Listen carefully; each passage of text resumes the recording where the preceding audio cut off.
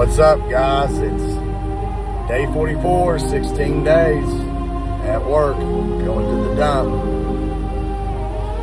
So, yeah, it's going to be a little easy day today. Got to go do legs, quad dominant, with some core and some calves.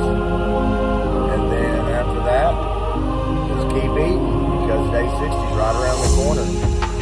Like, subscribe, follow. Don't miss out on day 60. See y'all later at the gym when I post that video.